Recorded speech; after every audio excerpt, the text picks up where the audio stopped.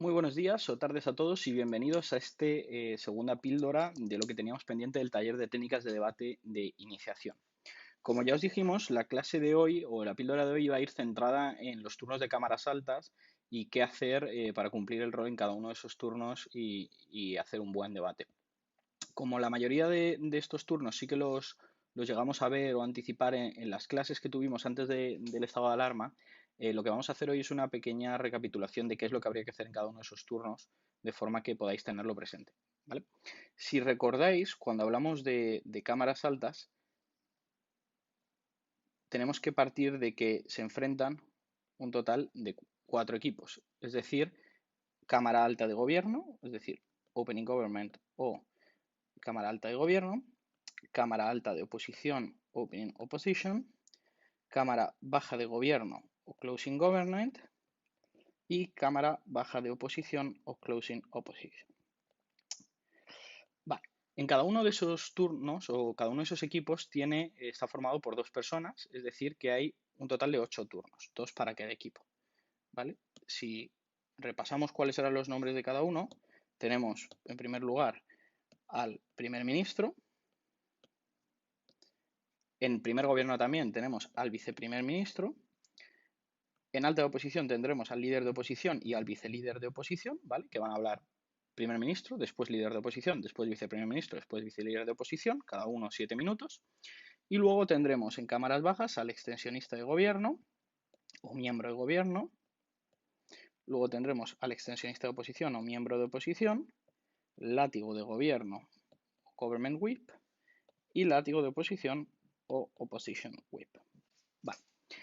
Si recordáis, los equipos que estaban en el lado izquierdo eran los que denominábamos como gobierno, los que estaban en el lado derecho eran los que denominábamos como oposición y los que estaban arriba, que son en los que nos vamos a centrar hoy, son las cámaras altas. ¿Vale? Dejamos las cámaras bajas para otro vídeo en el que repasaremos esos turnos y qué hay que hacer para cumplir el rol en cada uno de ellos. Así que hoy nos vamos a centrar en estos dos primeros equipos, es decir, esos 4 primeros turnos.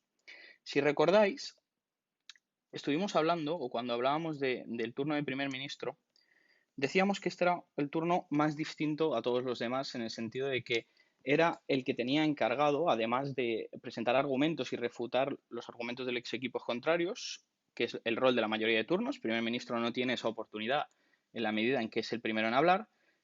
Tiene como contrapeso a esa falta de carga de refutación, tiene el deber de sentar las bases del debate, lo cual le da no solo una labor argumentativa, sino una labor de sentar el status quo más objetiva, más imparcial y que decíamos tiene sus ventajas y sus desventajas. Las ventajas es que es algo que por lo general no va a ser refutado o no va a ser contestado por el resto de equipos. Es decir, que te permite delimitar cuál va a ser el debate que te interesa, ¿vale? Cuando ya estuvimos hablando en clase repasamos cuáles eran las cosas que se podían hacer y las cosas que no se podían hacer en el término medio entre hacer un debate muy suicida, es decir, hacer un debate muy amplio sin definir y sin tener en cuenta qué es el debate que me va a interesar a mí. Y luego teníamos, por otra parte, el otro extremo que sería el de hacer un debate muy cerrado, muy a mi favor, que también es un extremo, algo que tampoco deberíamos hacer de cara a ganar el debate. Esas son las ventajas del primer ministro. La desventaja de tener que hacer eso es que es algo que no suma para mi turno. No es algo que vaya a hacer que primer gobierno gane. Si yo delimito bien cuál es el debate, si yo delimito cuáles son las cargas, cuál es el status quo, es algo que ayuda a mi argumentación, pero el mero hecho de que yo lo haga bien no va a ser un punto extra o algo que los jueces tengan en cuenta para darme por ganado el debate, sino que van a tener en cuenta mis argumentos basados en ese status quo. Así que es algo que no haces en tu beneficio, sino en beneficio del debate en general. Lo cual nos lleva a cuál sería lo que debe hacer un primer ministro. Bien, si hablábamos sobre definir, delimitar el debate, etcétera, claramente el primer punto va a ser las definiciones de la moción, la caracterización y el status quo, ¿vale? Aunque estas 3 cosas son cosas distintas, es decir, definir es literalmente decir cuál es el significado de una palabra que está en la moción, ¿no? Por ejemplo, si estamos hablando de legalizar o de prohibir, o si estamos hablando de ingreso mínimo vital, un concepto similar, ese tipo de conceptos se trata de definir qué entendemos por tales y no es tanto una definición de diccionario, sino la definición de cómo se va a entender a lo largo de nuestro debate, ¿vale? Segundo lugar, hablamos de caracterizar. Caracterizar, junto con el status quo, tiene que ver con cuál es el problema, qué es lo que estamos intentando plantearnos, cuál es la situación que está intentando abordar la moción, cuál es la situación actual y por qué tenemos que actuar, ¿vale? No es por qué nuestras medidas van a solucionar ese problema, porque eso será nuestra argumentación, sino que hablamos de cuál es el problema y por qué nuestra moción es importante. Se trata un poco de sentar las bases, ¿no? Es como un poco una falsa, una autoprofecía, ¿no? Dices, este es un problema muy grave, hay que solucionarlo y nosotros mágicamente traemos la solución. Entonces, en lugar de debatirse sobre por qué la solución debería adoptarse en sentido abstracto, se debate sobre por qué esa solución es buena para ese determinado problema, para esa caracterización, para esa circunstancia que nosotros estamos poniendo encima de la mesa, ¿vale? Definiciones, caracterización, status quo. El status quo es la situación en la que estamos debatiendo cómo está ese problema ahora mismo, ¿no? Esas tres cosas por lo general no van a ser contestadas, es decir, son de las que hablábamos de cosas objetivas. Si recordáis el ejercicio que hicimos en clase, algunos de los grupos, hablando sobre cómo definiríamos, caracterizaríamos y haríamos el status quo en la moción de esta casa, siendo una persona eh, eh, poliamorosa, digamos, mantendría, o polígama, mantendría una relación, una persona monógama mantendría una relación abierta con una persona polígama, el debate prácticamente era o tenía una gran carga de definir qué entendíamos por cada uno de esos conceptos, cuál era el problema que había y cómo íbamos a entender ese debate, ¿vale? Como veis, aquí estamos hablando de definiciones, caracterización, status quo. Importante, esto no nos debería llevar más allá de un minuto 30 segundos del turno, ¿vale? Recordad que esto es algo que aunque nos va a servir mucho para nuestra argumentación, porque no es lo mismo decir que el problema que esta casa implementaría la pena de muerte para los que incumplan la ley, no es lo mismo decir que estamos en una situación de estado de alarma porque hay una grave emergencia sanitaria que decir que estamos en una situación de relativa paz en la que no hay riesgo ninguno. Es decir, el status quo va a ser importante, pero no va a ser con lo que se me va a evaluar a mí. Así que es importante llegar a la carga de los argumentos. Por eso decimos que no hay que dedicarle excesivo tiempo en el turno de primer ministro, salvo algunas excepciones puntuales. La segunda cosa que vamos a tener que hacer, y muy relacionada con la anterior, es sentar cuál es la métrica del debate. Es decir, cómo hay que juzgarlo. ¿Qué queremos decir con esto? Que si yo he acentuado cuál es el problema que estamos teniendo, tenemos un grave problema de crisis sanitaria y estamos hablando de una medida de pena de muerte, lo lógico será que yo diga que la forma en la que hay que juzgar este debate no es conforme a qué derechos se violan y qué derechos se protegen, porque claramente la pena de muerte es una medida que en el punto de vista de derechos protegidos, derechos salvados, no está muy a favor la balanza, digamos, sino que tendremos que decir que hay una situación de emergencia y que aquí lo que importa no son los derechos individuales, sino la seguridad colectiva. Entonces cambio la métrica a en qué mundo de los dos, cuando hablamos de mundo decimos a en qué lado, si gobierno tuviera razón y esta medida se aplicase, o si oposición tuviera razón y esta medida no se aplicase, en cuál de los dos escenarios alternativos se conseguiría mejor el resultado que yo estoy planteando. Se resolvería el problema que yo he anunciado en mi caracterización. Es decir, primero he sentado cuál es el problema, cuál es la definición, a qué responde esta moción, y luego digo por qué hay que juzgar cómo hay que juzgar esta moción. Ten en cuenta que aunque la métrica, o sea, vamos descendiendo en el grado de cosas que sí que pueden ser contestadas por el resto de equipos, porque mientras que las definiciones, caracterización y status quo no suelen ser impugnadas o refutadas, aunque sí que se ofrecen matices o caracterizaciones ligeramente alternativas, pero no se niegan como tal, las métricas sí que es algo que sí que se discute más veces, ¿no? Sobre todo en casos, como ya decíamos antes, en los que la métrica sea muy exageradamente favorable a mi lado. ¿No? Que yo diga pues que no hay que juzgarlo por a quién matamos, sino en qué mundo se salvan o se evita más que se incumpla la ley. Pues evidentemente es una métrica muy partidista, aunque me la pueden comprar, pero digamos que de aquí sacamos dos conclusiones, que las métricas no pueden ser exageradamente favorables a un equipo y en segundo lugar, que las métricas tampoco, o sea, porque se vayan a aceptar, y que las métricas que son exageradamente favorables a un equipo también suelen ser métricas cobardes que los jueces no suelen valorar bien. O sea, que no hagamos un esfuerzo grande. Porque la métrica al final lo que va a delimitar es la carga de la prueba que yo estoy asumiendo, la carga de la prueba que le estoy lanzando al otro equipo. Cuanto mayor sea la carga que le lanzo al otro equipo y menor sea la que me impongo a mí mismo, menos esfuerzo estoy haciendo. Y en debate lo que se valoran como tal no es quién ha conseguido el resultado más eficiente, sino que también, sino quien ha hecho más esfuerzo argumentativo. Por lo que es importante hacer una métrica realista de cuál es la pregunta que se está debatiendo. En tercer lugar, y esto también suele ser bastante discutido, hablamos del plan de acción, ¿vale? Si recordáis lo que decíamos cuando hablábamos del plan de acción, no voy a meterme mucho en ello, era el cómo vamos a llevarlo a cabo. Y era propio de una moción política. En una moción política, al contrario que en una valorativa, no estamos pensando algo ni creyendo algo, sino que lo que estamos haciendo es adoptando una ley o implementando una determinada política para hacer algo, legalizar algo, prohibir algo, implementar algo.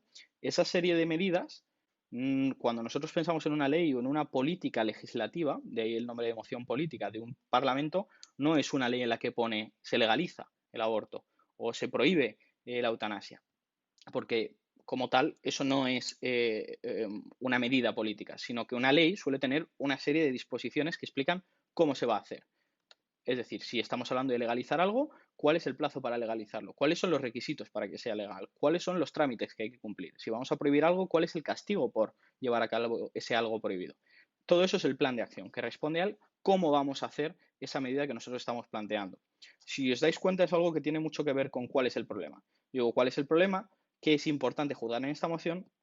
Y luego propongo el plan de acción de cómo lo voy a resolver yo. Es la moción, pero no es solo la moción, es cómo voy a aplicar la moción al caso concreto, al status quo concreto que yo he definido.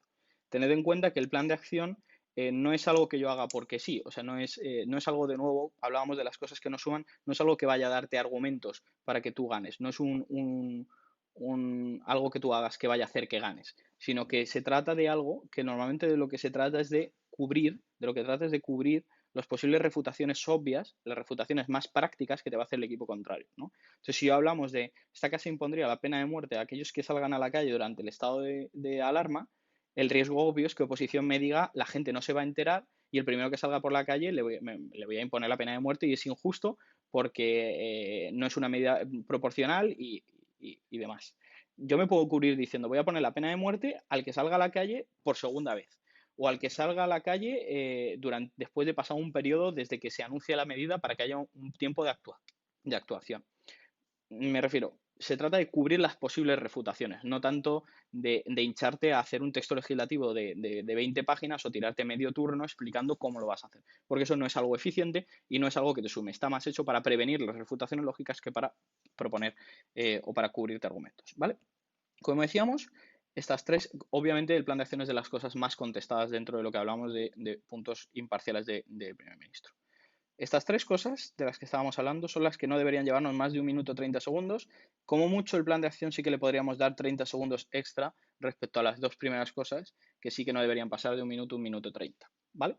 Esto nos permite sentar el debate adecuadamente, decir qué es de lo que vamos a debatir, cómo se va a debatir, salvar las posibles refutaciones y entramos en materia de refutación. ¿Vale? Cuando hablemos del turno de puntos de información será importante, pero ya os lo anticipo, que entre las tres primeras partes y la cuarta parte sí suele ser habitual dar el punto de información si algún equipo pide un punto de información, porque esos puntos de información no van tantos dirigidos como normalmente a refutar mis puntos, como dirigidos a aclarar algo que no está claro en nuestro plan de acción o plantear una métrica alternativa. Es decir, suelen ser preguntas que o bien van a mejorar tu planteamiento del debate como primer ministro y va a hacer que quede más claro lo que tú estás explicando, o bien te van a dar una pista de cuáles son los argumentos o las métricas de otros equipos. Así que esos puntos de información, durante esos tres primeros puntos, sí o sea, no se dan inmediatamente, pero sí es habitual esperar a que se hayan acabado esos tres primeros puntos, preguntar si hay algún punto, resolver los que haya y ya pasamos a la argumentación.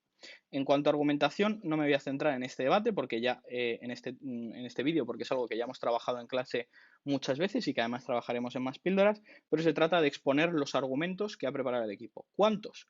Pues todos los posibles y que quepan, ¿vale? Partiendo de que es cierto que el viceprimer ministro sí que debería tener carga argumentativa propia, lo cual es una cosa un poco discutida, que no me voy a meter en la discusión, pero significaría que es razonable dejarle un argumento o una explicación nueva como tal que no dé el primer ministro para que la haga el viceprimer ministro. Sí es cierto que el primer ministro como tal debería desarrollar todo lo posible, todos los argumentos. No es una introducción de debate, como conocéis, no es un discurso vacío, es un turno en el que la mayor parte del turno, hablamos de 5 de los 7 minutos como mínimo, debería ir destinada a argumentar y presentar argumentos para que la oposición tenga oportunidad de refutarlos, ¿vale? Eso serían las 4 cosas que tiene que hacer nuestro primer ministro. Análogamente, si hablamos del líder de oposición, veremos que tiene que hacer otras 3, 4 cosas dependiendo de cuál sea su postura con lo que está planteando el primer ministro, ¿vale? En primer lugar, va a tener la oportunidad, la pongo entre paréntesis porque es algo que normalmente no vamos a hacer, de impugnar las definiciones, ¿vale?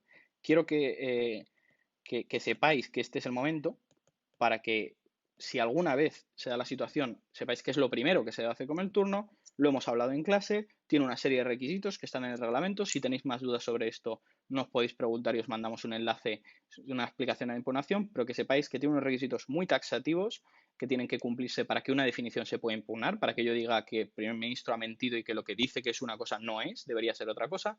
Tiene unos requisitos muy taxativos y tiene un procedimiento muy claro, que consiste en explicar que se dan esos requisitos y, sobre todo, que es algo que se suele olvidar, proponer una definición alternativa, ¿vale? No voy a meterme más en esto porque es algo que no deberíais hacer por lo general. Impugnar definiciones es algo que casi nunca se ve, casi nunca es necesario y no suele salir bien al que lo hace, ¿vale? Pero tan solo que sepáis que si por casualidad sale la situación, ese es el momento. Si tenéis dudas sobre impugnación de definiciones, nos preguntáis y lo resolvemos rápidamente. En segundo lugar, lo pongo también entre paréntesis porque podría no hacerse, es hacer un contraplan, ¿vale?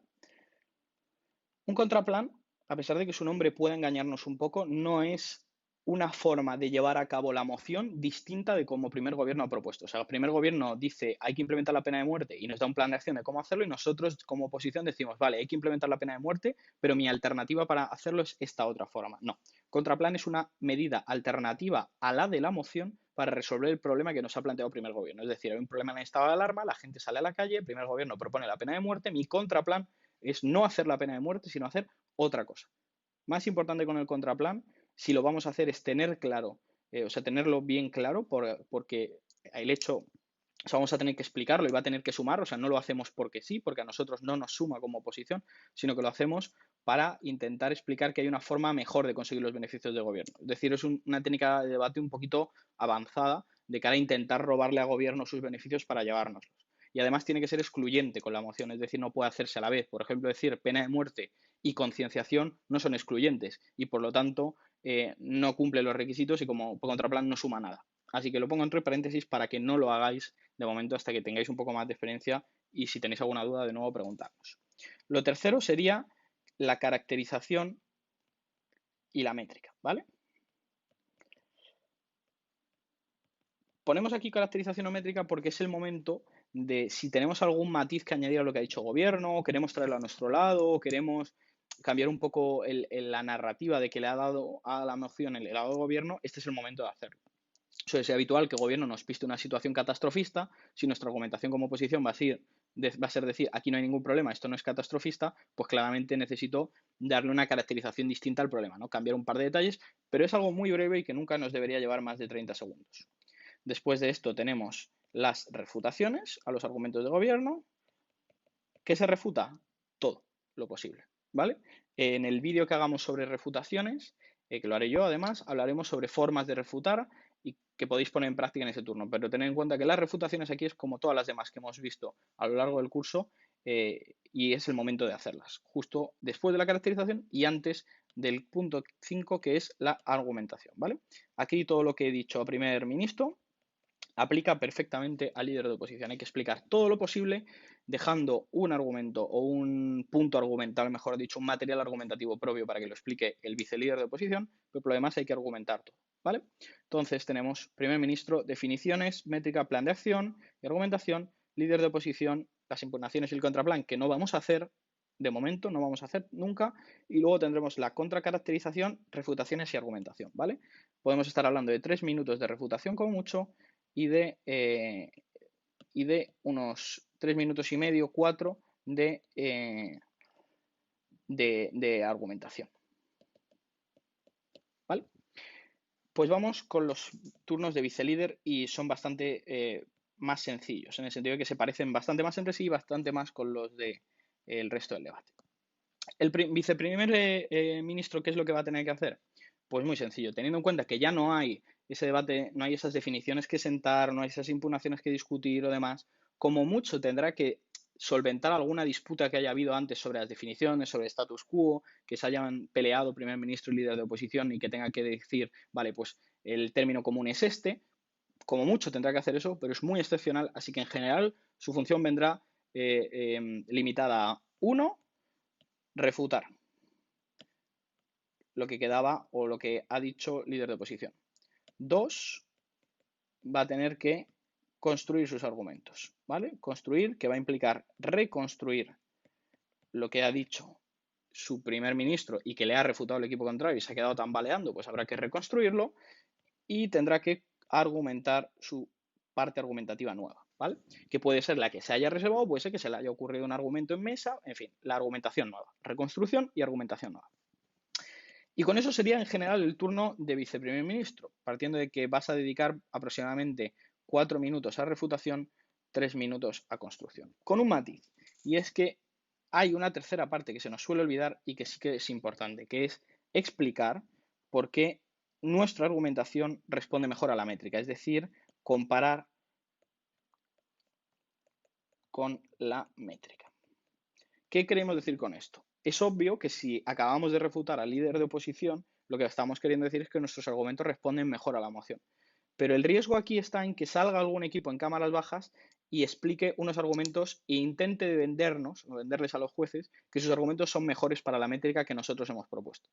De lo que se trata aquí es de explicarle a los jueces, antes de que se abra el debate en cámaras bajas, decirle, mira, esto es lo que se ha explicado en cámaras altas, nosotros hemos ganado al equipo que estaba enfrente, que era alta oposición o alta gobierno, dependiendo del caso, pero sobre todo nuestros argumentos son los más importantes y los que mejor responden a esta moción y a esta métrica en todo el debate. O sea, es decir, da igual lo que vayan a salir y a decir los otros dos equipos durante 28 minutos, que lo nuestro va a seguir siendo lo más importante. Eso no vale solo con decirlo, sino hay que explicarlo. Y se trata un poquito de la recapitulación de, decíamos, estas son las definiciones, esta es la caracterización, este es el problema que tenemos, esta es la métrica que planteamos, estos son nuestros argumentos. Ese era el camino que hacía el primer ministro. El camino que tiene que hacer el primer ministro es el inverso, es decir, estos son nuestros argumentos, los argumentos son los que mejor responden a esta métrica de todo el debate y esta métrica es la más importante para el problema. Por lo tanto, vamos a ser los que ganemos el debate, ¿vale? Y digo que es muy parecido a vicelíder de oposición porque básicamente esto es lo mismo que tiene que hacer vicelíder de oposición. Va a tener que sentar la discusión que haya o asentar la discusión que haya en algún punto, va a tener que refutar, va a tener que construir, igual que viceprimer ministro, y va a tener que hacer la comparación final, que es probablemente el punto que más se suele olvidar y el punto más importante de las cámaras altas. Porque si no, lo que nos dejamos es vendidos a lo que digan las cámaras bajas. No vale con explicar bien los argumentos en cámaras altas, no vale con ganar al equipo de delante, eso sería lo que sería un debate en académico, sino que el punto de estrategia plus que tiene BP o la dificultad añadida que tiene BP y las cámaras altas en BP es demostrar que lo nuestro no solo gana el que tiene enfrente, sino que va a ganar a cualquiera que salga después, porque es lo más importante para la métrica y lo más importante para la moción que se está discutiendo, ¿vale? Dos consejos finales cuando hablamos de cámaras altas. Primero, mantener el engagement y seguir vivos. Es decir, en general, estas dos cosas se unen en una única que es, a pesar de que yo haya explicado al final de los turnos de cámaras altas en los vicelíderes que mis argumentos son los más importantes para esta métrica, que son los más importantes para esta moción, que los jueces deberían considerarlo así, incluso aunque yo me quede callado y no diga nada durante el resto del debate, lo más importante es intentar seguir vivos a lo largo del debate, haciendo puntos de información, asegurándonos de que se habla de nuestros argumentos, intentando reflotar nuestros argumentos en puntos de información, explicando, que esto lo hablaremos cuando expliquemos los puntos de información, reflotando mi caso y explicando por qué el mío responde mejor a la métrica. Es decir, siempre la clave de las cámaras altas es explicarle a los jueces al principio cuál es el problema que se está hablando, cuál es la métrica y por qué mis argumentos van a responder a la métrica, y a lo largo del debate hay que conseguir que los jueces estén convencidos de que la métrica sigue siendo esa, de que el problema sigue siendo ese y de que mis argumentos siguen siendo los que mejor responden a la métrica. Eso se consigue no solo en el turno de vicelíder de oposición, sino en los puntos de información y siguiendo vivos en el resto del debate y no echándose la siesta, digamos, durante lo que nos quedaría. ¿Vale? Esto es un poco todo lo que teníamos que ver de cámaras altas. Nos hemos alargado un poco porque es cierto que los turnos de primer ministro y líder de oposición tienen bastantes detalles. Esperamos que os haya sido útil y mucha suerte en el debate que tendremos esta próxima clase. Hasta luego.